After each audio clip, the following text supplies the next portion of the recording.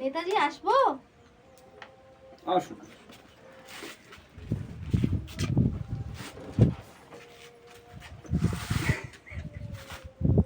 বসুন বসুন, আরে লজ্জা পাচ্ছেন কেন? বসুন, বলুন আপনার জন্য আমি কি করতে পারি।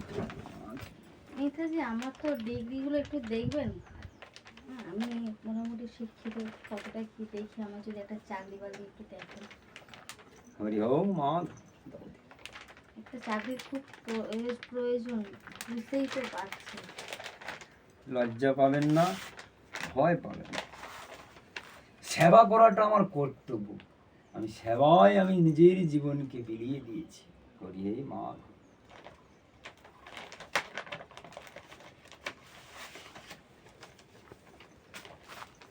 বাহ, মাধ্যমিকে star.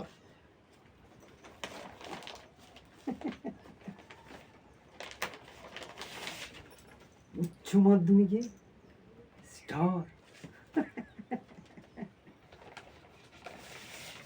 Graduation first class first. সবই আপনাদের আশীর্বাদে। এতদিন আপনি চাকরি পাননি কেন? অনেক জায়গায় গিয়েছি নেতাজি, কিন্তু সবাই ফিরিয়ে দিয়েছে, নো ভ্যাকান্সি। এবার আপনি যদি দয়া করে দেখেন একটু, তাই আপনার কাছে আসা। ভাববেন না, ভাববেন না, এই অধমের কাছে যখন এসে গেছেন, চাকরি আমি পাচ্ছি, চাকরি পাচ্ছি। আপনার বাড়িতে কে আছে? বাড়িতে বৃদ্ধ মা বাবা, আর তো কেউ নেই। আর দাদা থেকেও না থাকার মতো, এই আমাকেই সংসারের ভার তুলে নিতে হয়েছে। তাই দয়া করে যদি আপনি আমার একটা চাকরির ব্যবস্থা করে দেন, তাহলে আমি খুব উপকৃত হব। তাহলে আমার সংসারটা চলে। চাকরি আপনি পাবেন। দাঁড়ান, দাঁড়ান, দাঁড়ান। আরে দাঁড়ান না, এখানে দাঁড়ান।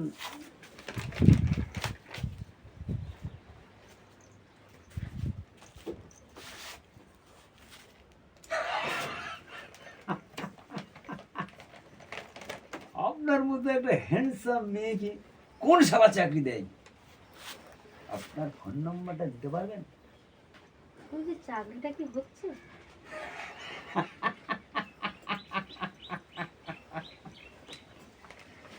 মনে করো চাকরিটা তুমি পেয়েই গেছো, পেয়েই গেছো, পেয়েই গেছো। কাল সানডে ঠিক 10টার সময় আমার পিএ আপনার ঘরের সামনে যাবে, পাশে টি টি করে 3বার হর্ন করবে। আপনি চলে আসুন আমার বাংলো বাড়ি, বাগান বাড়ি। বাংলো বাড়িতে কি চাকরি একটু যদি বলেন।